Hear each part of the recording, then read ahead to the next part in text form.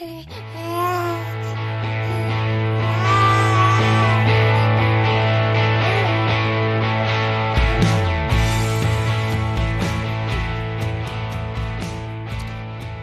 to the Aging Well podcast. I'm Jeff Armstrong, here with Corbin Bruton. In this and the episodes that follow, we will share candid discussions on aging and hear from the experts. We are here to inform and encourage as we experience, well, aging. In this episode of the Aging Well podcast, I'm joined by Lauren Dunning and Eunice Lin Nichols from the Milken Institute Future of Aging. Together, we explore the Institute's recent report, Transcending Age-Based Divides, which emphasizes the importance of fostering intergenerational connections to counter ageist stereotypes and build stronger communities for aging well. Lauren and Eunice, welcome to the Aging Well podcast. Let's begin by having you tell us a little bit about yourselves and how you kind of came interested in what you do. Absolutely. I'll kick us off. My name's Lauren Dunning, and I'm director at the Milken Institute Future of Aging. So at the Milken Institute, we're a nonprofit, nonpartisan think tank focused on accelerating progress on the path to a meaningful life. And we have offices in the U.S., Europe, Asia, and the Middle East. And we really believe that physical health, financial health, and the ability to give back are central to creating this progress. And so at the Future of Aging specifically, we work to advance healthy longevity and financial security for all through research, convening, multi-sector partnerships, and the elevation of high-impact policies and practices. So that is about my organization, which I'm excited about because it also enables me to work with incredible leaders across sectors from business, academia, philanthropy, advocacy, research, and that includes people like Eunice. And so with that, I'll pass it over to her to tell about herself. Thanks, Lauren. I'm so happy to be here with you and with Jeff.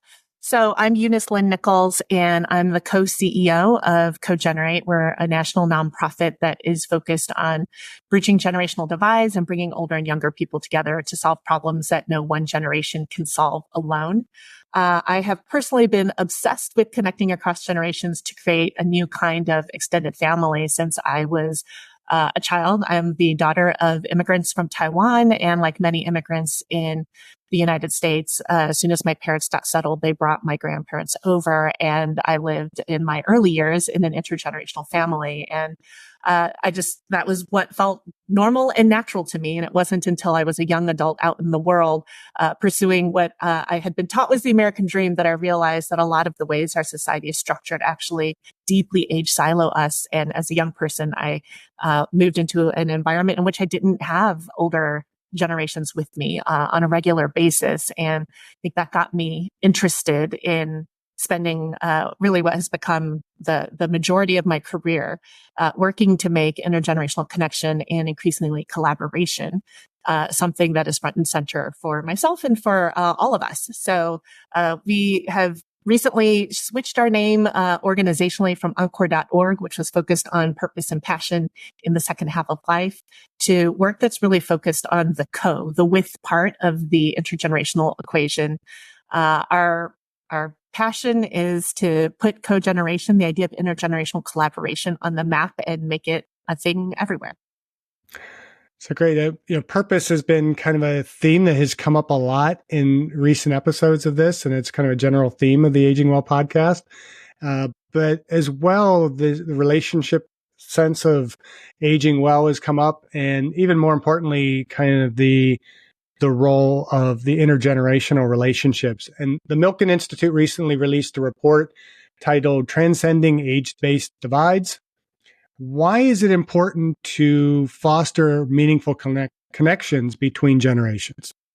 So thank you for mentioning this. You can find it on our website, and it's Transcending Age-Based Divides, the Case for Scaling Intergenerational Solutions. And so, as you just mentioned, right, the opportunity for intergenerational connection, and we can get deeper into this, is, there's so many upsides that are social, that are health-based, and we'll get into that. But really also there's that personal for the people participating in the relationships. And then there's also benefits at a community and societal level. And so by looking at and saying, how do we really synthesize what we're hearing from incredible experts that have been sitting on our panels at Global Conference and coming together to talk specifically about how we leverage the opportunity of intergenerational connection into solutions that sort of cross generations and sectors. And in that report, we came up with 6 areas of opportunity where we could do just that. And those were about addressing the epidemic of social isolation and loneliness, about strengthening education outcomes through volunteerism, about engaging employers in the multi-generational workforce, leveraging creative and cultural arts, enhancing housing options, and mobilizing political engagement and public service. And that last one, I know that Eunice has really exciting research to share as well as other insights from her work. But really that's, analysis from our experts, including our Future of Aging Advisory Board, led us to those 6 areas. And then, we can take it from there into any of those 6 or others. Eunice, anything to add to that? I'll just add, I think both the Milken Institute and CoGenerate follow the shifting demographics of our country, and we're looking at the most age-diverse society we've ever had in human history. And when we think about both the impact of 5 generations in the workplace at the same time, the reality that half of all kids born today will live to 100, we find ourselves asking, what are the shifts in society, both personally and infrastructurally, that need to shift to support this age diversity. While at the same time, we know many of the systems we've built for all kinds of reasons have been designed to separate us by age, for efficiency mostly, and in order to better serve the youngest and oldest amongst us. But in the process of doing something that had good intention, we've also removed the ability for the generations to connect in ways that are kind of biologically, evolutionarily native to who we are and how we operate at our best. And I think a lot of the report that Lauren mentioned and the work of CoGenerate have been about something as simple as, how do you take these 2 pieces that belong together and put them back together? We did a research report about 1.5 years ago with University of Chicago and their National Opinion Research Center, just to ask the question, do older and younger generations actually want to be together to make society or their communities better? Do they think that cogeneration will help solve problems? And the results of that survey, which you can find on our website in our research section, show that nearly all people do believe cogeneration makes society better and that they actually want to do that. Something that was surprising in our research results was that young people and people of color want that and desire it even more than anyone else. And often we think that older people are the ones who are going to drive the desire to connect across generations, but it's actually young people. And I think there's sometimes a misconception that young people don't want to be with older generations. When in fact, I think there's a longing right now, I think coming out of the pandemic with social isolation and loneliness flagged as one of the major challenges of our time. It's been called an epidemic.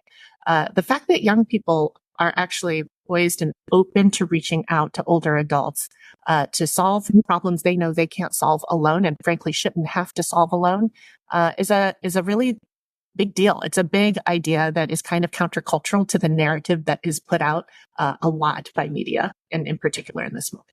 Yeah, and just picking up on the lonely piece, right? That narrative, when we talk about intergenerational relationships, you were mentioning that, right? There's a hunger from younger people. And, a lot of the time it's this perception that maybe older adults feel lonelier. But actually recent data from the World Happiness Report this year reports that loneliness is almost twice as high among millennials as those born before 1965. So we're actually seeing higher levels of loneliness among younger people than older people.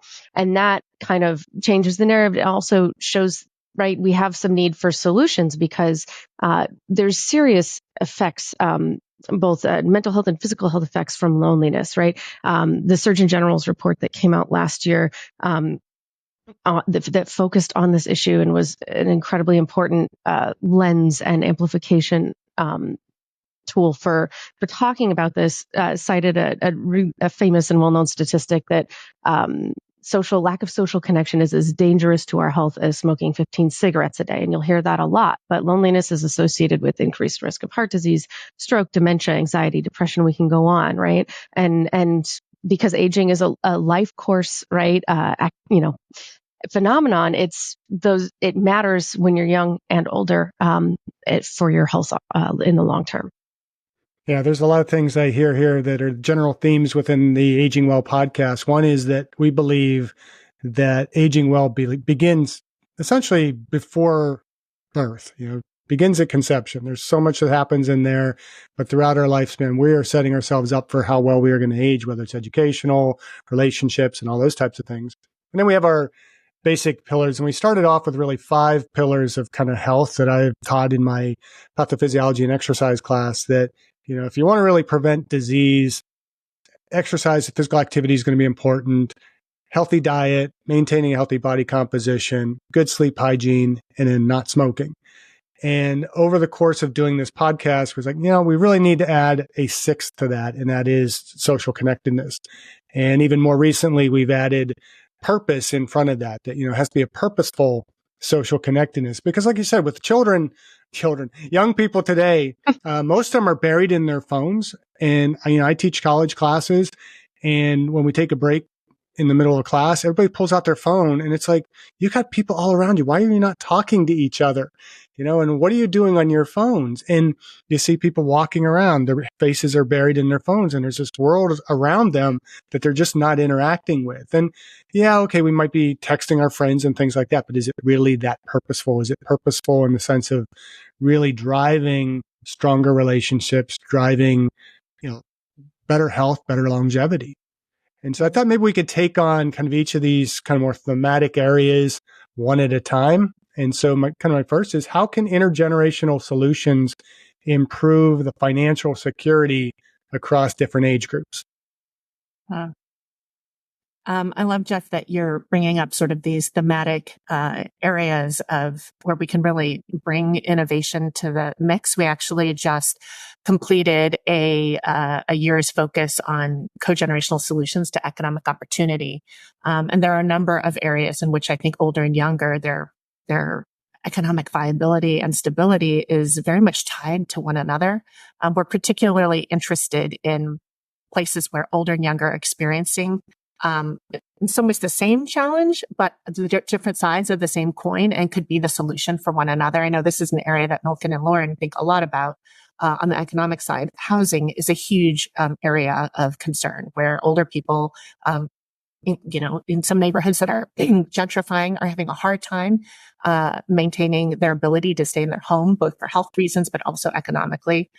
Young people are finding it impossible to that American dream of buying and owning a home. There are colleges that we've heard about, including during the pandemic, where students were in essence homeless and were sleeping in cars, and universities were opening up their parking lots for students to safely sleep in their cars. Meanwhile, when you think about the number of baby boomers that are out there with empty bedrooms in their house, we could actually house all these young people. 137 million. There's a lot of numbers on this, but one of the more compelling ones I saw was 137 million spare bedrooms in the U.S. And some of it's structural, right? How do we create opportunities for people to feel safe opening their home, create relationships that might allow them to eventually share space, right? And so there's, obviously people in the commercial sector looking at intergenerational home sharing, right? There's really wonderful case studies and examples of senior living facilities that are creating free housing opportunities for nearby college students, and in exchange for participating in the community. There's putting on musical concerts, things like that, and then there's also just models of bringing people together, and that includes building housing, so that's aimed at older adults on college campuses that might actually get a boost from the older adult population being there, both from a social but also financial perspective. So sorry, I really was excited to jump in on the 137 million spare bedrooms. Wow. Absolutely. Well, and in addition, housing is one place where I think innovation is on the rise. I think there are many reasons, both socially and economically, why we need to bring older and younger together in shared housing solutions that will work for both. But it's not the only area. Even if we look at places where there are huge workforce shortages, that includes things like education and teaching, after-school programs. Healthcare. There are so many areas in our economy where if we trained both older and younger people into these areas, we could actually reinforce our ability to function as a society. There are some interesting connections between older and younger that are happening, including in the city of Los Angeles, where the Department of Early Care and Education and the Department of Aging are creating real connections to help older adults connect with young people who are starting out in their education careers and helping to increase everybody's skill level and ability to enter into the teaching profession. I think we need more examples like that. Rather than assuming that older adults are post-career, many are going to need to go back to school, get jobs, get certifications. I think the instinct when that happens is going to be to design programs that are completely age segregated for older adults. We see that a lot, including in higher ed. When I think the secret sauce will be college campuses seeing that their programs, not just for young people, but a chance to connect older adults who need to return to work or get a different kind of job, connecting them with young people. They can expand their social networks, their professional networks. They'll have different pieces of the puzzle on what's needed to be successful in a 5-generation workforce. I think college campuses, one big idea is college campuses can and should be the focal point for intergenerational connection, intergenerational learning. You can imagine intergenerational co-op placements with practical work experience alongside academic learning. Lots of opportunity there. It sounds like we could just go for hours just on that topic alone.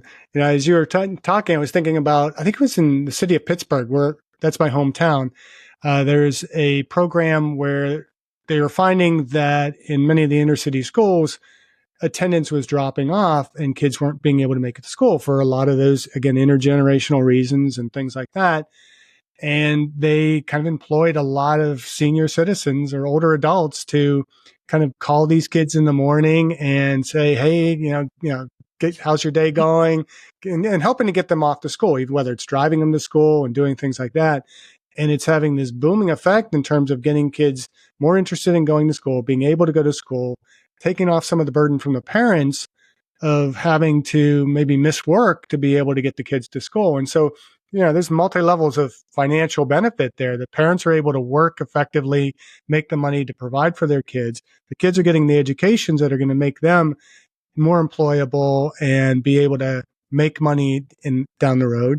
And the older adults are feeling much more engaged in their community. So this is going to be a fascinating conversation. I'm really excited to have you both on here today. And so I guess we could kind of move on to the next one. We've been talking a little bit about workplace, but what role do employers play in fostering intergenerational collaboration in the workplace? Well, I'm happy to start with that, right? Because as we keep talking about, we're going to have the most age diverse, society we've ever had, right? By 2030, we're going to have equal percentages of adults over 65, children under 18, and kind of equal blocks of population across that spread. And so we're going to have this, 5-generation workplace. People are looking, right, to work longer for a variety of reasons, right? And whether it's out of, desire or financial need, but people are going to work longer and are looking for opportunities to do so. At the same time, younger adults are also seeking opportunities. And so anything in this conversation has to discuss, right, ageism and age-based discrimination, both at the personal level when we talk about changing perceptions of working across generations, but also uniquely when we talk about older adults, because ageism in the workplace is affecting people's opportunities. And so, right, about anytime you ask workers, but, recent surveys from AARP put, about 2/3 of people over 50 believe they older adults face discrimination in the workplace. Of that, 2/3, 90% think ageism is very commonplace. And so it's something that we are knowing needs to be overcome. One of those, inroads to do so is by looking at how to create sort of age-friendly or generation-friendly workplaces with opportunities for connection. But right now, only about 67%, that's a Trans-American Institute research figure, think that feel that their employers are age-friendly. And so there is a need to create intentional programs. And that's probably something that's going to come up again and again as we talk about how to create the conditions that enable people to reach across generations and build relationships. Because yes, there are people pioneering and making it happen for themselves, but that example you just gave from Pittsburgh, right? There's some structure there that's helping people get started, put some, structure around it so that they have some rules of the road. And there's some wonderful resources from different organizations, including Generations United, on how to go about doing that. But back to the workplaces, right? One of the examples that we raised up was, just looking at how specific sort of task force working group approaches that bring together older and younger workers to have a dialogue and participate can be an avenue to connection. There's also mentorship style programs in workplaces. And it's important to remember that mentorship is mutual. It's not just older generations giving to younger generations. There's a mutual exchange. And I think some of Eunice's research, right, finds that sort of mutual exchange in work and in working together is really important to making those relationships successful. So I'll pause there because I think I want to hear what Eunice has to say about this. Yeah. Something you said, Lauren, makes me think about, we often think about what is necessary required for healthy dynamics across generations in a working environment or on intergenerational teams. The thing that you said, I think, is, proximity is important. It's necessary, but not sufficient. Because we have increasingly 5-generation workforces, more and more people will report that they are working with people of other generations, but it doesn't mean it's working well. In fact, sometimes it means that generational conflict can feel top of mind. We believe that adding 2 more P's to the proximity are important. One is shared purpose, and the other one is shared problem solving. If you can get older and younger people feeling like they're there for a shared cause, that they have the same reason to be there, to function as a team, to solve a particular problem, and actually think about how do you intentionally create intergenerational teams that can leverage the full diversity of your workforce. We believe problems will be solved better. And so much of the work, at least in the social sector, which CoGenerate tracks very closely, is about serving a multi-generational community. How is that service more efficient and more effective and frankly more joyful if the people serving the community are themselves intergenerational, if they represent different generations? We have looked at organizations like the United Way in Santa Barbara County that has a robust program serving the homeless. It's interesting when they think about their multi-generational teams, which are driven largely by AmeriCorps National Service members. Often it's their older members who end up doing the work on the streets because they have the emotional, relational resilience to work directly with the homeless population, many of whom themselves are older and aging.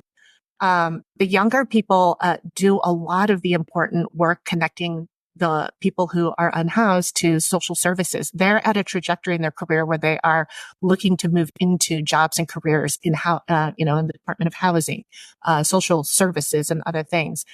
It's a beautiful marriage of different skills and experiences that comes together. They plan together, but then they go out and do these specialized jobs. So how might we think about forming teams in this way where we leverage the superpower of each generation?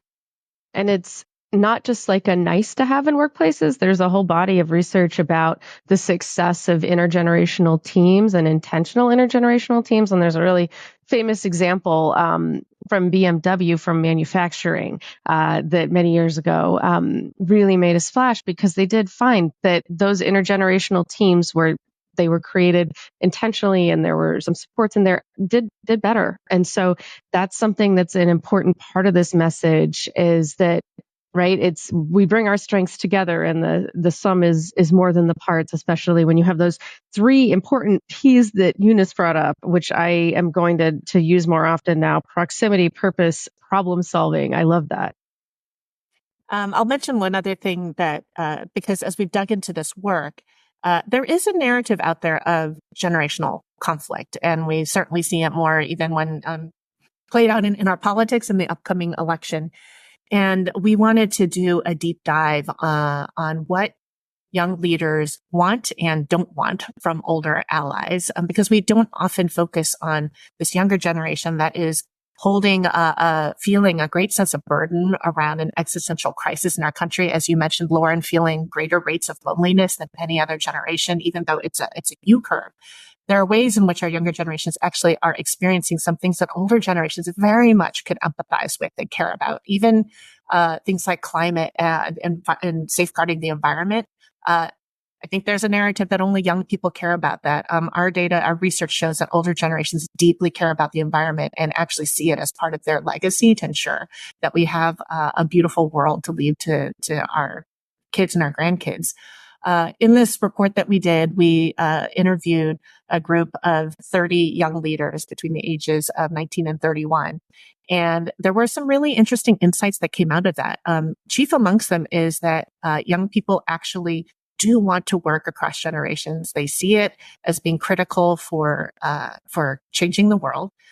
They actually want to lead co-generationally. The model that we've been given is basically up or out. And if there's only one position for leadership, then it's often an older, more experienced person. The younger people are ready to lead, but they want to do it in teams and in a real true partnership with other people. I would say CoGenerate, we actually a year and a half ago shifted into what we call co-generational leadership. I stepped into leadership with our founder, Mark Friedman, who's about not quite 20 years older than me. And we bring really complementary life experiences, touch points with the work. I think this is something young people are increasingly interested in. And but we're going to need new models, even for things like co-leadership within the workspace. How can older adults stay in the game? They're not done. So much to give, but could actually do it for longer and with more health forward, mental health conscious, and with more joy if they did it with young people. Right. That somewhat kind of leads into the next kind of thematic question: is how can intergenerational programs contribute to better health outcomes for both older and younger generations?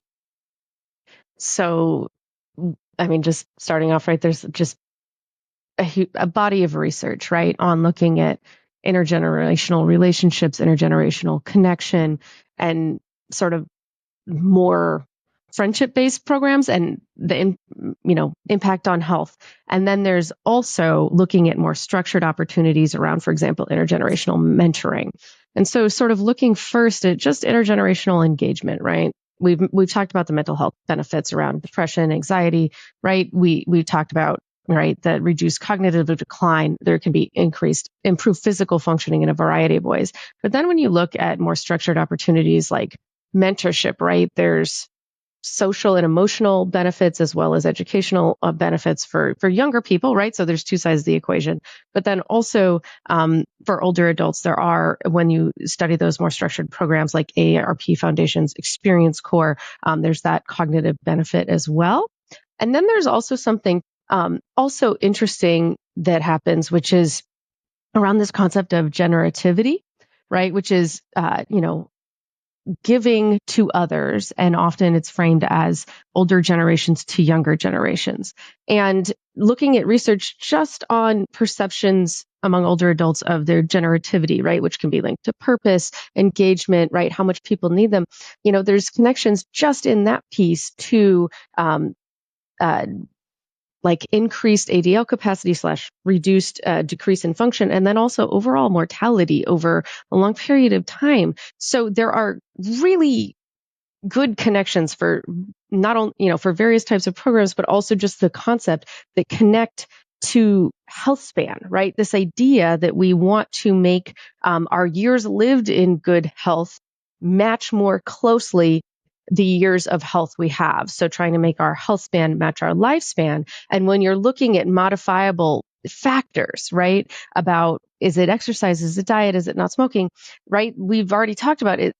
Relationships are very powerful in that, and even specifically intergenerational ones, because they can also help you with something else, which is, right, positive perceptions of yourself, right, both at younger and older ages, but positive perceptions of aging have been studied, and having a better perception or a positive self-perception of aging, people report better functional health, and that actually was calculated to be worth 7.5 years of lifespan. And that was research done by Becca Levy out of Yale. So there's some really direct impacts on health span, and it's from things you might not think are as important, but they are, like positive perceptions of aging and having a mentor or an example of what that can be like. So that's a little health compendium, but I know Eunice has more on that. Well, I'll bring it back to the story you told, Jeff, about schools and being a natural place for older adults to come and interact with younger people. I cut my teeth in this work with an organization called Experience Corps. It was a program that was designed and run by our organization back then, and is now an amazing and growing program of AARP. And in that program, we did a ton of research on the health benefits, in particular for the older volunteers, and by Washington University and other universities. The health data was extraordinary as we measured the physical and mental well-being of older adults. Rates of depression went down. Physical mobility went up. You just imagine if you're an older adult who now has motivation, reason, purpose to get up out of bed, get to a school environment, you're walking across the hallways, you're being active as you work with younger teachers, and they're keeping you sharp and you're learning new things. That's going to do amazing things for your health. One of my favorite stories about Experience Corps is back when we were just forming the program, we had a focus group with older adults and what they thought about the name Experience Corps. And the older adults were like, we love it. And we assumed it would be because it reflected the wealth of experience they had. What they assumed was that it was called Experience Corps because they would go get more experiences. And it was a good reminder that even if you are 60, 70, 80 years old, you're still seeking new experiences. But if you're living a life where none of that's being served up, it's so easy to become disconnected socially from culture, from other people, as well as from your own sense of purpose. So we love looking at intergenerational service actually as a way for older and younger to come together, do good for the community, and as they attach to purpose and joint problem solving, once again, all boats float. I'll say one last thing. Recently, I was leading a workshop with AmeriCorps Seniors, which is a branch of national service that mobilizes older adults as part of the backbone of doing good in our country. And one of our innovation fellows that we've supported works for an organization called Seniors in Service in Tampa Bay. They have a Health Buddies program where older adults who are more isolated get phone buddies. And in one of their evaluations they thought it was interesting. I think it's interesting too, that when a older adult had a phone buddy who was younger in age, of a different generation, they actually became more physically active. And I think it's because when they were interacting and talking with younger person, they were hearing about the ways in which that younger person was active, out and about, were inspired to themselves be more actively engaged. I think that's another benefit of when you're with somebody of a different generation, you can actually be sparked by a vision of something different that can help you be motivated to yourself, connect across difference and do more for the community. And my next question, you've kind of alluded to already, but I'm going to go ahead and ask it again because maybe there's, a few more things you can add to it. But what are some initiative or innovative health and wellness initiatives that have bridged some of these generational gaps? Any great examples for us? Do you want to start, Lauren, or do you want me to?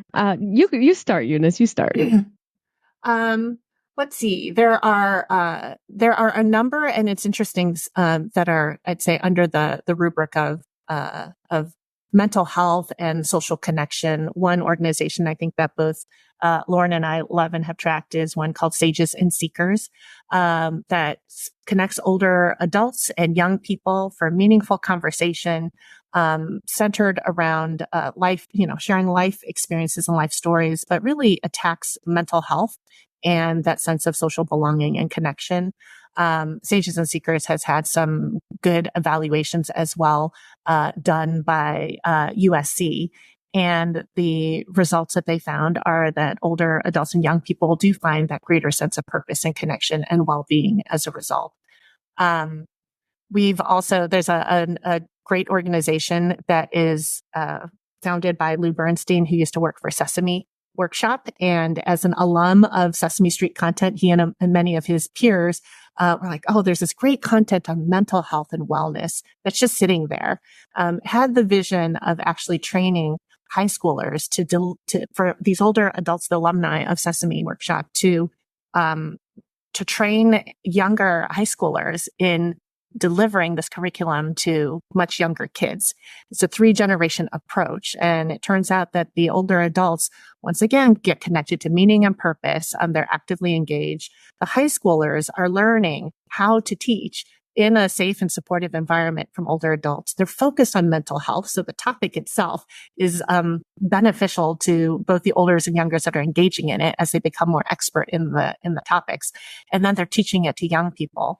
The best part, I think, is that children then see and understand that this program is something where you can focus on mental health over the course of a lifespan. It's not just for kids. It's not just for teens or young adults. It's not just for older adults. We have to safeguard our mental health across generations. And they have examples of people at every life stage who care about mental health and wellness. There's a lot of opportunity for programs that focus on wellness when they're intergenerational to anchor themselves in the importance of caretaking for that aspect of yourself your entire life.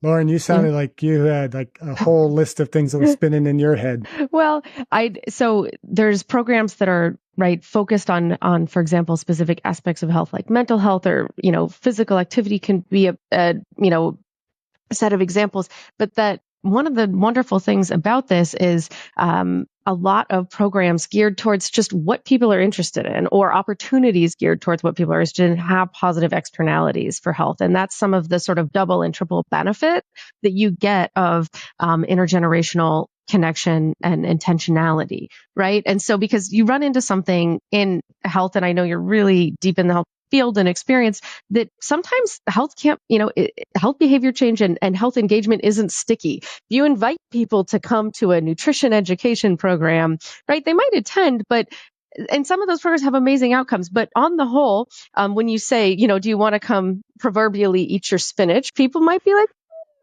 But if you say, do you want to come connect? Do you want to come help others, right? It's a great entree because people do have social motivation and then they get those health benefits, right? Because it also is, right? We don't want to be a bunch of people just wandering around going, what can I, today I did these 5 specific things that I was told to about your health. We know from research that it's actually when it's integrated, when it's not just, I need to do this, but like, I want to do this because it's a part of my life. That's when we get people continually engaging in positive health behaviors, such as, right, when you think about examples of types of programs, right, intergenerational gardening programs, right, you have to get out there because otherwise your plants are going to die. But in order to get out there, you have to walk, at least a few thousand steps in order to get into your garden space and participate in that. And so instead of, people might have a hard time saying, I'm going to go out and get my 2,000 steps. But they have an easier time saying, I'm going to go take care of my plants or they'll die, or I'm going to go, right, help a young student get to school because they need me. And that thing about need is a powerful driver for all of us. Yeah, absolutely. There's one of my favorite stories in organizations is called Dance Generators, based out of University of San Francisco. And it's a collaboration between the university's dance department and community members, older adults in the community. And Dance Generators is an intergenerational dance program that involves equal numbers of students who are dance majors as well as older adults. And they collaborate on putting together dance productions that are beautiful and profound in a way that I think as a society we're not used to seeing. There's a stereotypical body and movement that you would expect to see a young dancer. They have a very early shelf life when they're told they're too old to continue to be viable dancers. And here in this program, what you'll see are these community members. Some are 80, even 90 years old, maybe more limited in movement in a certain way. But that you realize dance is actually a beautiful platform for all kinds of movements, small movements, big movements. And when you see older and younger bodies together creating something new and interesting, it opens up your imagination to the possibility for connection and dance as a vehicle for health across the ages. I think both about the older adults who have a touch point on a weekly basis with movement, and not just with other older people, but with the vibrancy and energy of these young students that are at the beginnings of a career in dance. How thrilling that must be to engage in activity and creativity with them. And then I think equally about these young people who see that while society may tell them they only have a few viable years where their body looks exactly so to dance, that they are in their academic environment seeing that older bodies are beautiful too, and that they can be collaborative in creating something new together. We need more programs like that. And there are many in the arts around painting with young people and people who have dementia, around music, where we're seeing that the arts is a wonderful platform to engage a different aspect of ourselves that really works across generations.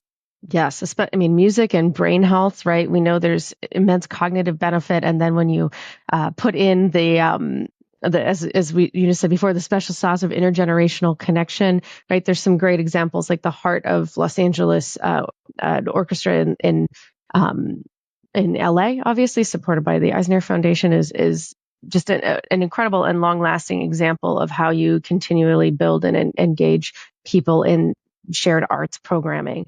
And so we want to see more of that, right? More opportunity, because, right, dance, art, music, they're all great for our brain health. And also, as Eunice was touching upon, positive perceptions of aging, right?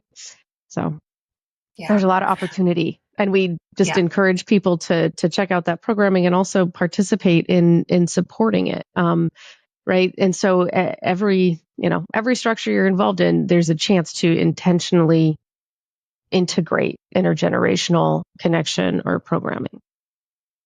I bet we could do a whole podcast on the different programs and the different ways that we can engage in those ways. And so I really appreciate the examples, and I'm sure we could probably keep on going with the different examples. I mean, this is just fascinating to me. And it really kind of lights me up as, I start to prepare going into my next term, another academic year. And one of the big things that I really emphasize to my students is that we got to change our mindset from universal health care to universal health. And it's not always the most popular thing, but how do you see the healthcare system adapting to support intergenerational health initiatives? One of the exciting new developments in this space is the concept of social prescribing, right? So not only having our healthcare providers think about what our blood pressure is like, but also what our social environment is like, and then how to have resources available and connections available for people so that they can engage in their community for both physical and mental health benefits, right? So imagine, right, getting a fruit and vegetable prescription that goes with, a connection to a gardening program, or, right, while you're working to manage your prediabetes, learning about and getting connected to local dance programs, right? So, so there is a movement on this, and people are building more and more structures every day to enable it, right? Because we need, it takes a lot of effort to understand where these opportunities are.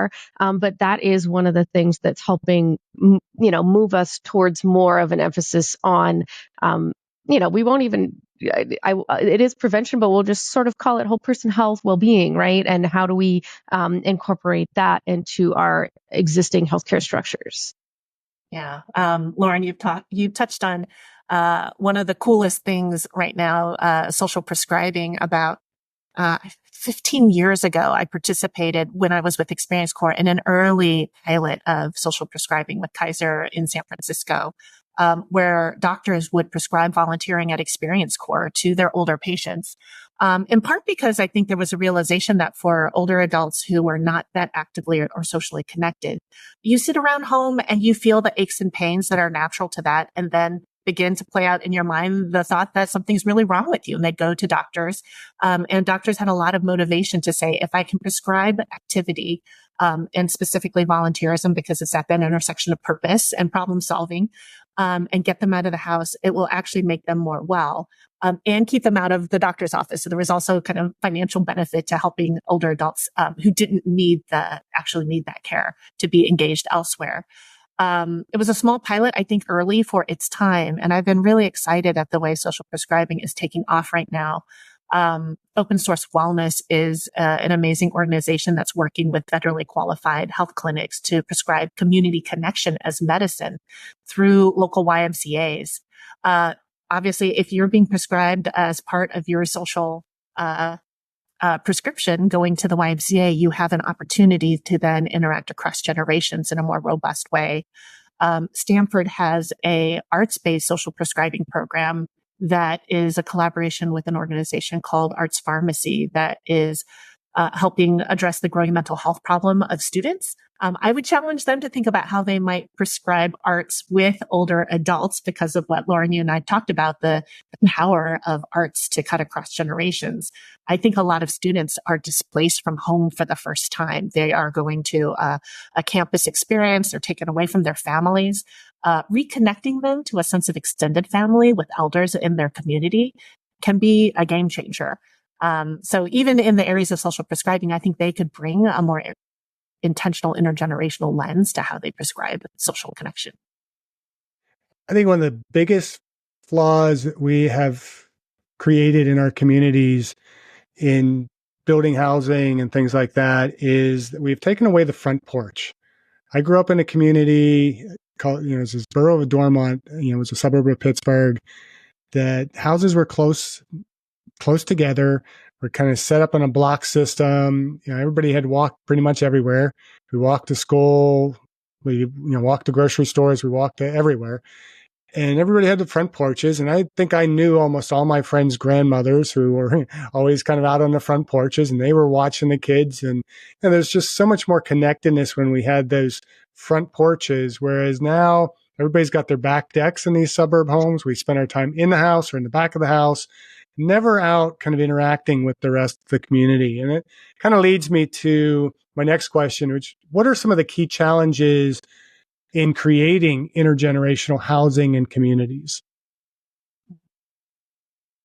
Yeah, I think there are a number of significant challenges. I think one that Lauren and I have talked about is when we're entrenched in both financial structures and especially in place-based ways where it's hard to see options and creativity beyond what is there. I think as much as Lauren and I have spent so much of our careers in this space, my guess is as we look towards our own, what our life and housing options might be as we get older, or, for those who are in the sandwich generation are helping their parents deal with these issues, the creative solutions are few and far between, and there's almost nothing that is affordable and accessible. So I think one of the big challenges is just offering different options and options that actually work for more people. And there are, there's innovation, right? There's from just innovation that's aimed at how do we get more units of housing available more densely in some of these, single family zone neighborhoods. That means cities passing, different laws about accessory dwelling units, often called mother-in-law units, to enable, people to share space, and often, families share space. We saw this, uptick in intergenerational housing, more families living together.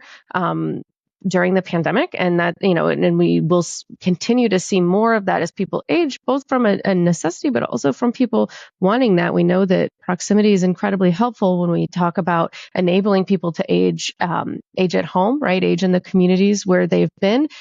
When you ask people what they want, that's what they want. More than 90% of people state that's what they're interested in. So how do we, adapt our structures, right, and create homes that are, have universal design features to enable people as they might experience access and functional needs to continue to live there, right? To have, right, housing that supports having caregiving nearby, family members nearby. There's a lot of options from what I just mentioned around ADUs to sharing those many, many spare bedrooms to other models that are, right, more like decentralized, CoGenerational housing that also enables people to easily access different aspects that you would normally expect to see in a senior housing community, right? So multifamily housing, but then having an aspect around it that it is geared towards older adults being able to get a la carte services for different types of caregiving, supporting, right, daily needs like taking a shower, getting dressed, meals, having, food delivery, different kinds of that. So that enables people to continue living together in multifamily housing. That example, one of the big companies that's thinking about this and pioneering it is called Upside.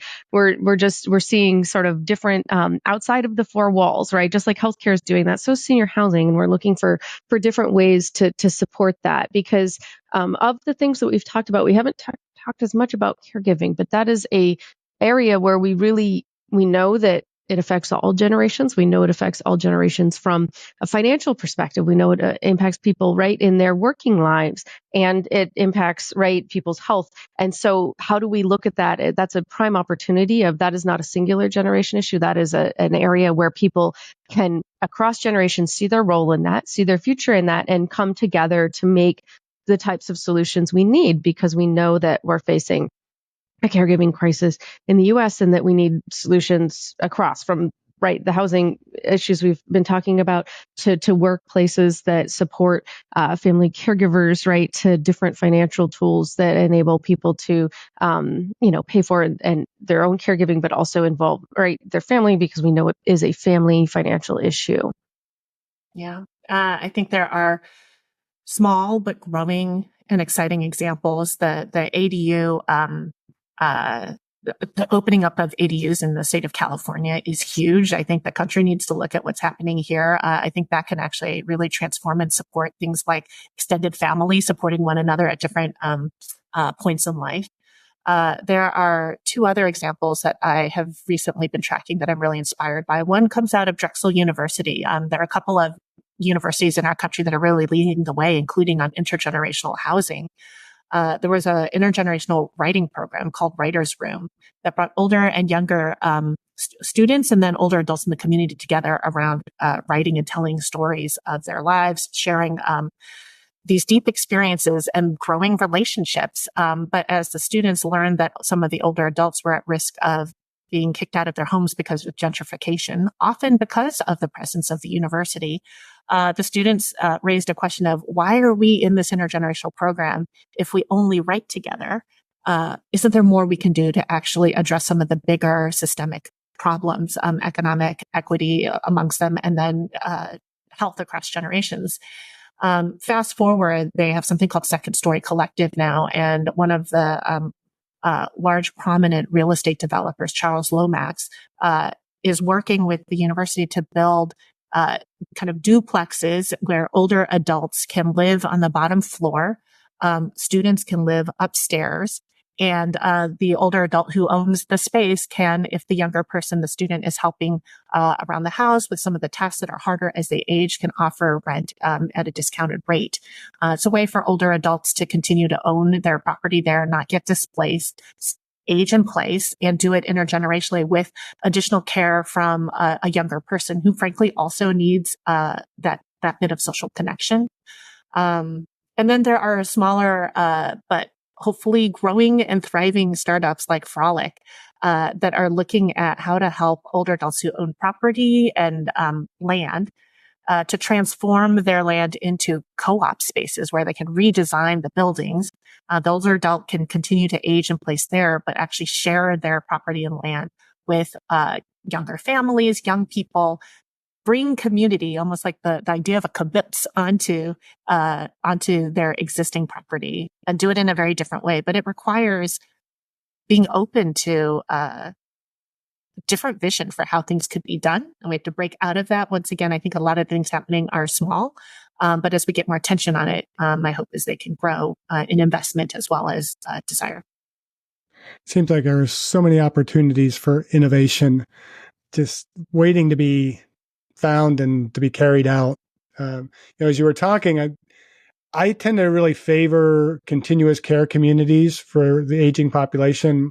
My parents and my in-laws have both kind of benefited from kind of being in those types of communities, whereas certain health issues have come up.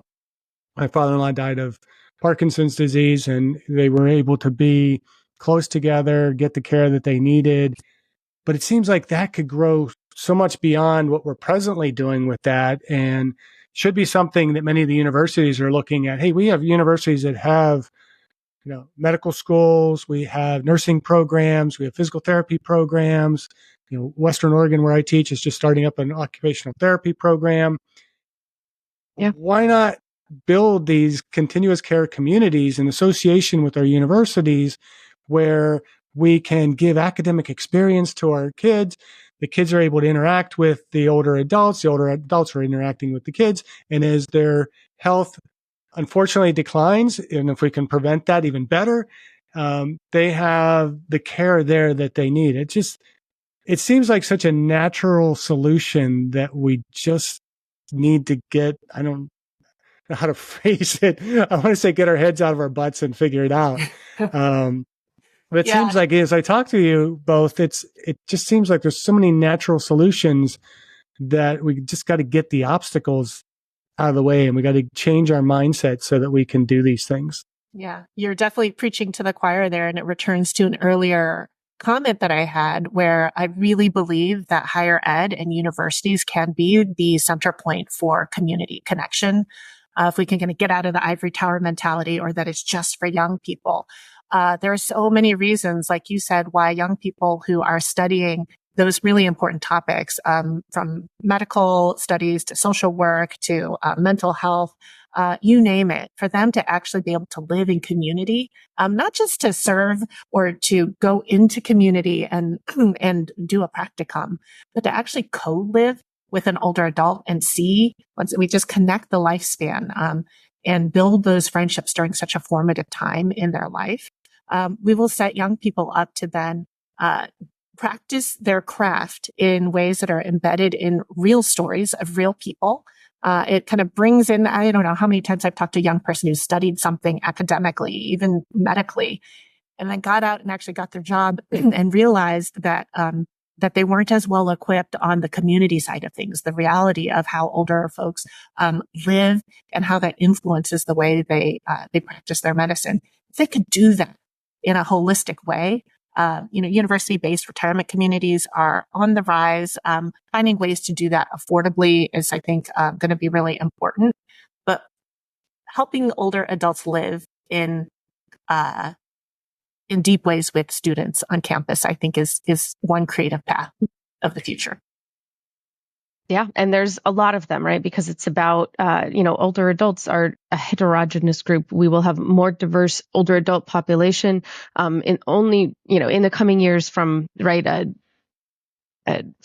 both a racial and ethnic makeup, but also looking at the aging of LGBTQ elders, right? Looking at the diversity and of our baby boomer population that's growing older. As diverse as they are, they have diverse wants and needs for what they want their lives and their housing to look like.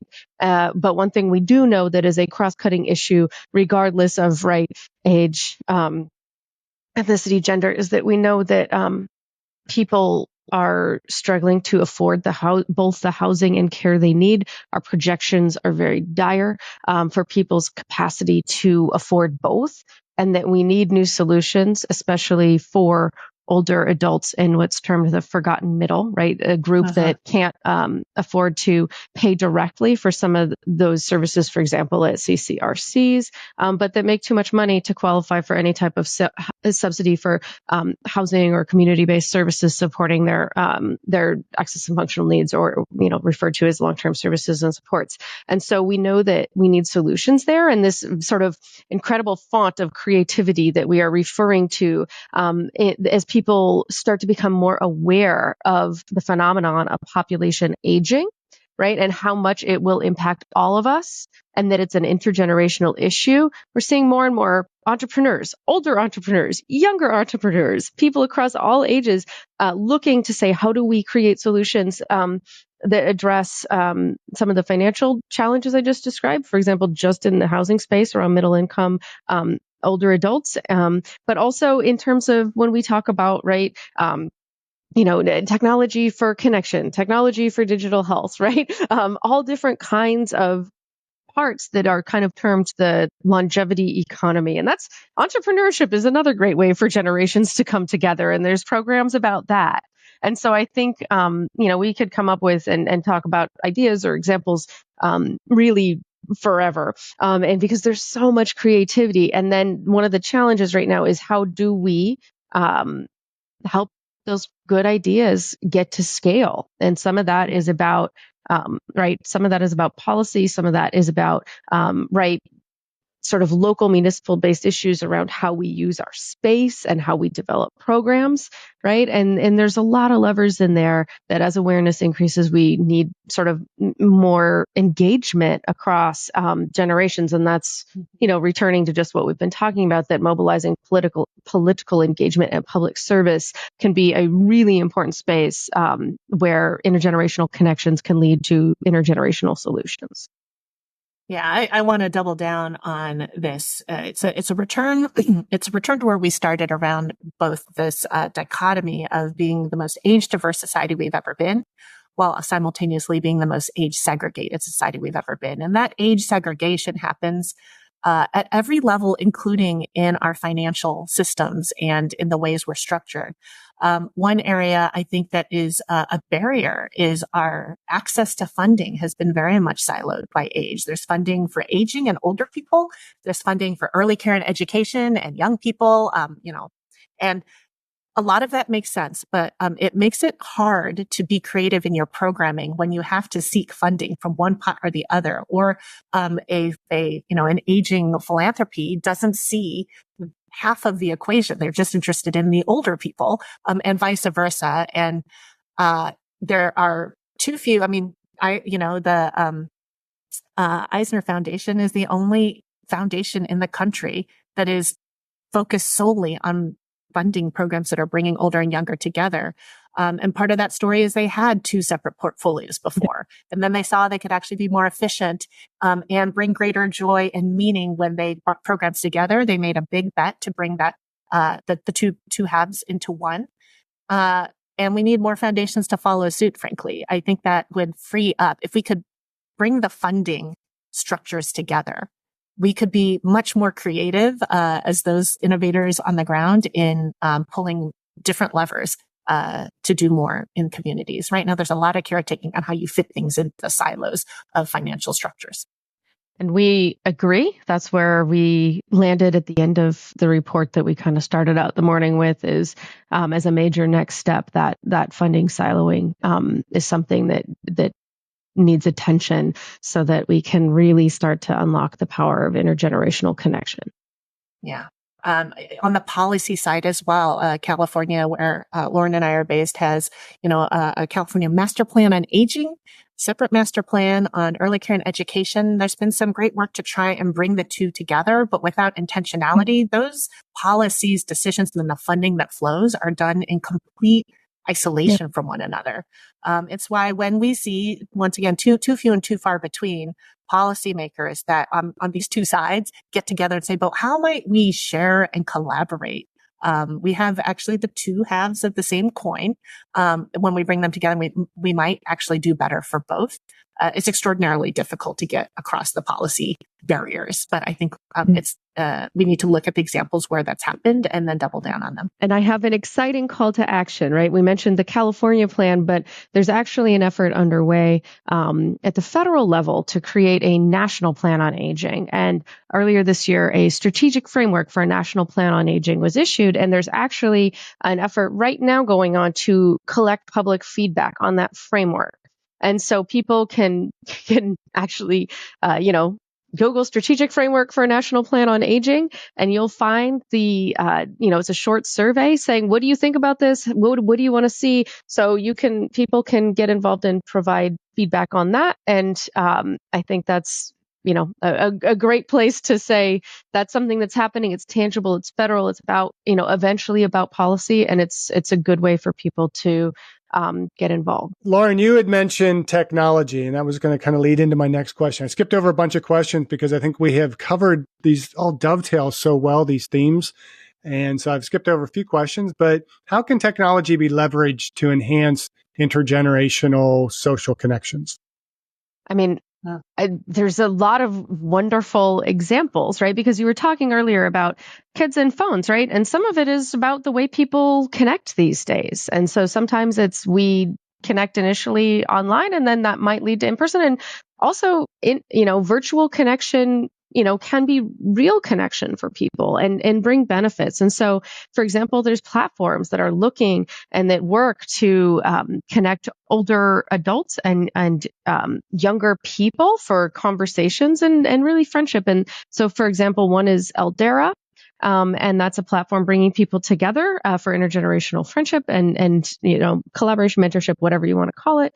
And they're seeing that people over time, right, with that initial pairing, the vast majority of them continue to engage for long periods of time, right? Months and months and months. And that those relationships are having an impact. So obviously there's the use of technology that's purely for connecting, right? And so making it easy for people to create relationships. And, that's an example. People can check it out. But then there's also just purely, access to technology, right? There's this sort of myth that continues, but is getting busted as each day passes about older adults and technology use, right? We see the pandemic, if there can be any silver lining, there's not many at all. But one was it really drove technology adoption, where now we are seeing more and more and more older adults. The vast majority have smartphones and can use them to connect and do so. But we need to make sure that people aren't falling through the gaps, right? Because we still have people that the affordability of smartphones, the coverage in rural areas, the coverage of broadband, right? We have many people that are still being left out of that. And in order to have those benefits of connecting using, digital means, we have to continue the efforts to support that. There's wonderful programs that help people with, technology usage and gaining digital literacy. For example, Annenberg Gen Space, which is an incredible intergenerational community space in Los Angeles. And they have a sort of the Apple Genius bar, but at Gen Space to help older adults with technology. And we all need it. I needed help to make this headset work today. It's not an issue that is limited to older adults. It's more about how do we ensure that people have support and can gain those positive benefits of many people will start, using technology in order to connect with their family, because that's a big drive, and then end up being able to use it to power sort of some of their health needs and get more involved in digital health solutions and telehealth, which can, have a long tail of benefits on the clinical side of things for needs in that way. And so that's a strong driver for people, is connecting with family. And there's also a lot of startups involved in looking at how do we create devices or software that make it simpler and safer for people to engage, because it is a reality that, predatory scams, right, are target older adults, and that online safety across generations, all of us, once again, me and my headset, me and the phishing emails, right? We all experience it. And we need to think about that as well for older adults. And so there's a lot of technologies out there that are looking to sort of create closed-end systems that make it very easy to talk with your loved ones and your clinical providers and other designated people, but maybe no one else. And so there's a lot there. And as we keep saying, this is sort of one of the themes here is the real flourishing of many new ideas and innovations that we need, and that there's a scale issue right now, and that we all need to be looking at ways using right policy investment to try to scale them. Yeah. I'll add just 2 quick points to that one. I agree with Lauren that technology can get a bad rap, especially as we focus on how much time young people are spending on their phones. But I'll say, I go out to eat these days. I see as many older people on their phones at the restaurant dinner table as young people. It's not just we're all swimming in this world of technology, and it will. I don't think that's going to change. And so, getting interested in technology that connects across generations is really important.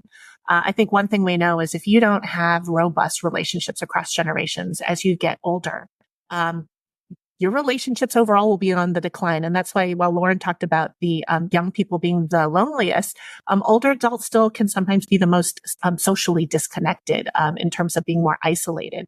And so technology can be a way to help people even as we age and are maybe more difficult to get out of the home, to stay connected virtually to family, to friends. I think importantly to volunteer opportunities as well, because that gets to the purpose piece that we've talked about often today. I think the pandemic helped to break through the misconception that older adults could not get online and engage in a sort of work environment or in a robust volunteer environment. Everybody moved on Zoom. There are tutoring programs that, for all good reasons, have always been in person that had to move online. Experience Corps, which we talked about earlier, is an example of an organization that brought their entire cohort of volunteers, 50 plus, online into Zoom to work in amazing ways with kids to continue to do that work. Now, one of the benefits of that coming out of it is there are now a large core of older adults are trained on online tutoring and volunteering. Some of those volunteers, when I was running Experience Corps in the Bay Area, every time the winter hit and it got dark earlier, some of our volunteers had a harder time being out and about on public transportation, getting to school sites. It was rainy, it was wet, also not as safe for them to be out and about. If I had the option of engaging some of them in virtual volunteerism, we would have been able to engage more older adults across the seasons in meaningful ways, so that there wouldn't be seasons where they became disconnected and were at risk of not coming back.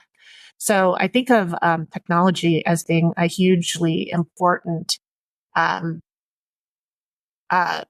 piece of the puzzle in how we ensure that older adults stay connected in healthy ways and do it with young people.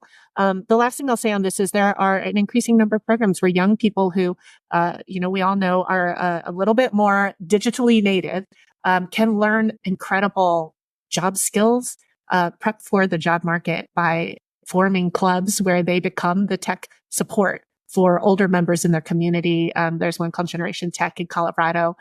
These students, they go into senior centers, they go into nursing homes, they teach tech, but every story that you hear will be one of mutual benefit, because these young people, as they're in those environments, are hearing life lessons and stories, become genuine friends with the older adults as they go back again and again.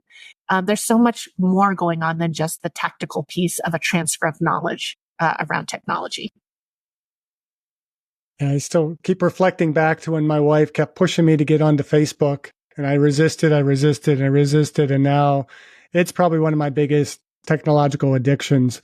But I've also learned to put that purpose in front of it. If I want to be purposive in how I use it. And it's actually, to me, it's been hugely beneficial, because I've connected with, friends that go back to high school, grade school, and we're able to maintain those communications and those relationships where otherwise you wouldn't have them. I mean, I just found out the other day that a friend of mine from when I lived in New York almost 30 years ago has got diagnosed with leukemia. I wouldn't have known that had, we've been relying on the old landlines and even just kind of on email, because people don't email out blasts of, hey, this is what's going on with my dad. And so I think we just have to kind of rethink how we use the technology and use it, keep coming back to that purposeful, and I always use a big P in front of purpose, that it's more than just kind of a small c purpose. It's for that bigger universal kind of purpose. So what are the next steps for the Milken Institute Future of Aging in promoting intergenerational solutions? Well, one, we are continuing to amplify, right, these 6 areas and create understanding and excitement around these types of connections, intergenerational solutions. So we will continue to amplify, elevate this in the context of our convening, in the context of our research, and then we are also continuing to look at specific issues that are intergenerational and how there can be, policy systems and practice solutions across sectors that touch on all generations. So we're looking right now at caregiving in the workplace. We're working on connected care in the home. And so we are looking at sort of specific aspects where all of these things come together. And we're really excited to continue that with our partners on our Future of Aging Advisory Board, including Eunice. Eunice, anything to add? Yeah, I'd love to add that related to our conversation, we're moving forward some work actually in both thematic areas as well as issue areas as well as institutional infrastructure areas. One huge theme that we've talked about during our conversation is the epidemic of social isolation and loneliness.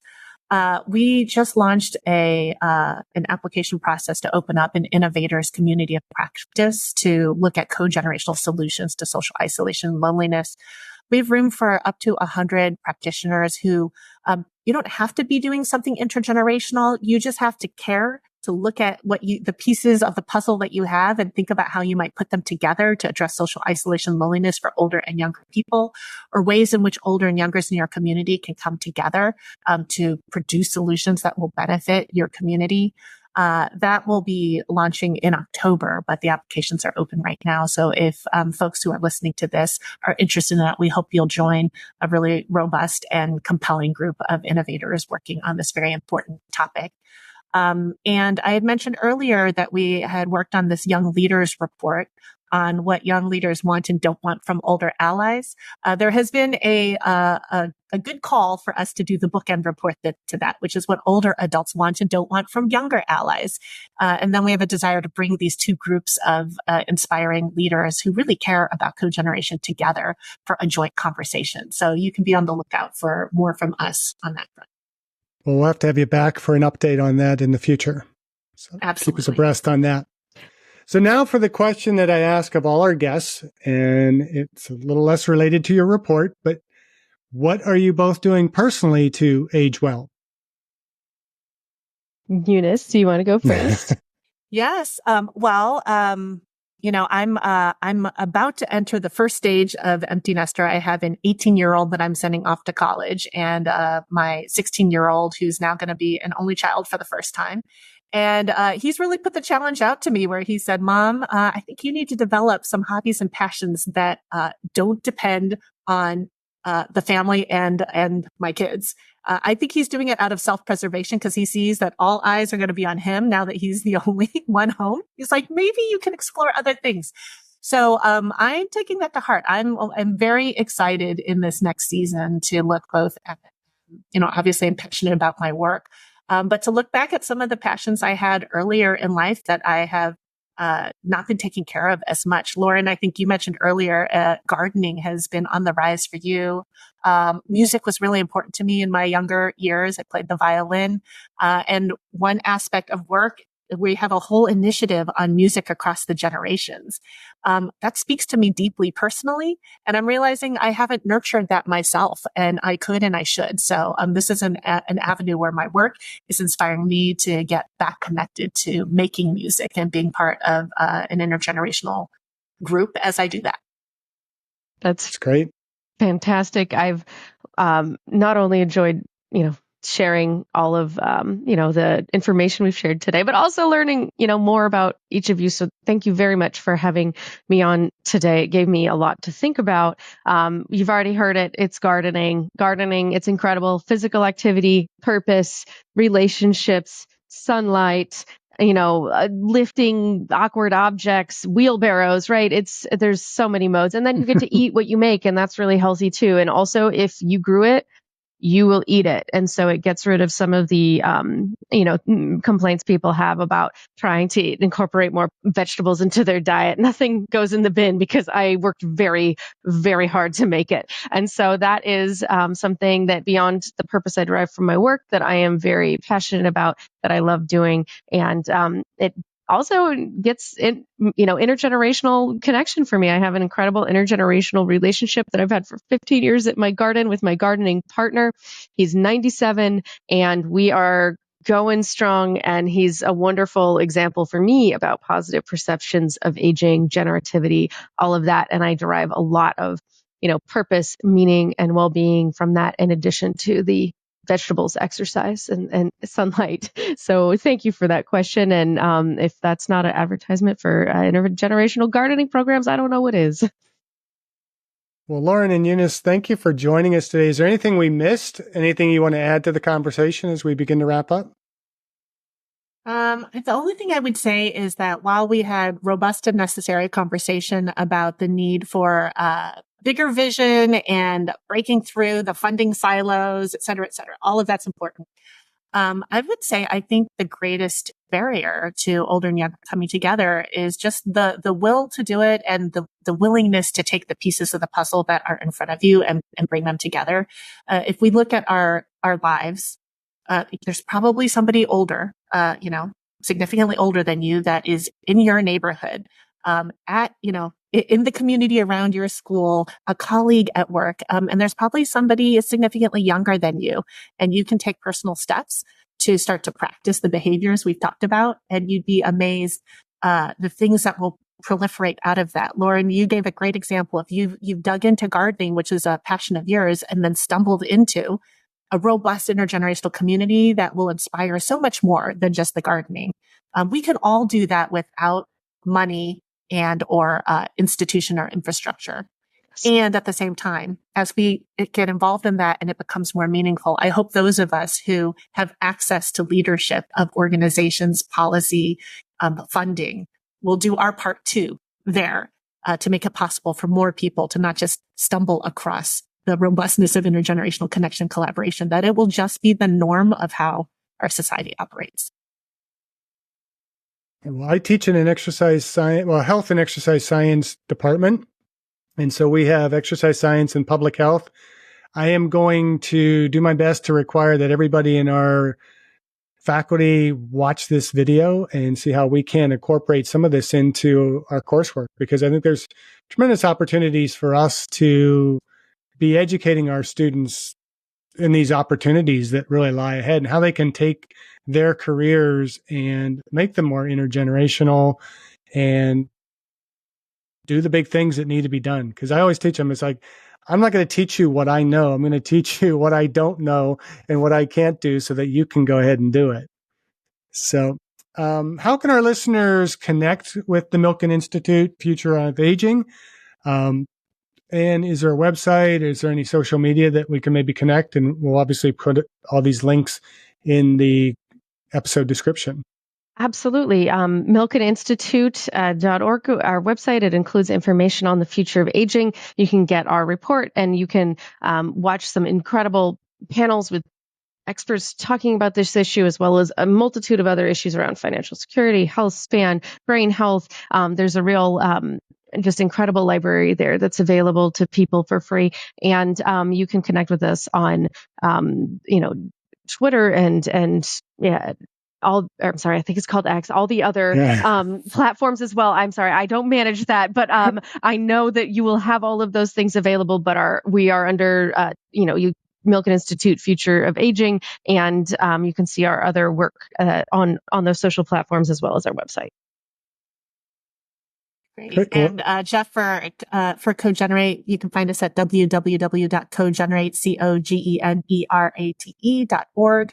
All of our social media handles are on our website, and there you'll be able to look for the research that we've talked about today, the University of Chicago CoGenerate report, our report on young leaders and what they do and don't want from older allies, as well as an invitation to join our community of practice for innovators who are focused on solutions to social isolation and loneliness. We do a lot of webinars, about one a month, where we feature innovators and thought leaders like Lauren and others. It's a great way, if you sign up for our mailing list, our email list, to stay plugged into the innovation that's happening in this exciting space. Well, thank you again. I hope our listeners have been inspired to foster those intergenerational relationships. And as always, keep aging well. Thank you. Thank you for listening. I hope you benefited from today's podcast. And until next time, keep aging well.